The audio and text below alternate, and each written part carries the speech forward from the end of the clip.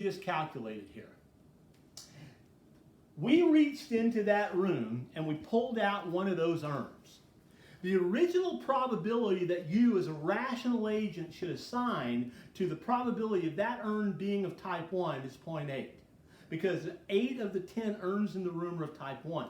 But when you reached into that urn and pulled out a blue ball, you can now recalculate the probability that you drew a type 1 urn based on the fact that you drew a blue ball. And according to Bayes' theorem, the new probability that you should assign that you actually drew from a type 1 urn is not 0.8, but 0.96.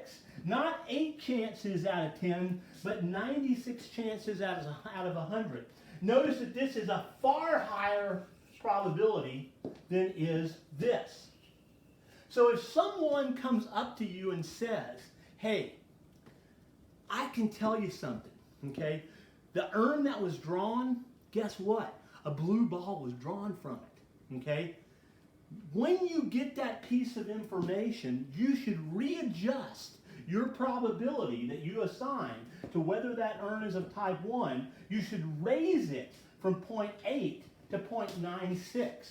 And so now if someone says, hey, I'll give you a bet on whether or not that urn was of type 1, you are now privy to information that should tell you that the probability you should be betting on is not the original 0.8. It's now 0.96. It is far more highly probable that that urn is of type 1 once you learn that a blue ball was drawn from it than your original assignment of 0.8 based on the distribution of the urns. So that is very important information for you to take when you readjust your probability assigned to whether or not that urn was drawn, that urn drawn was of type 1.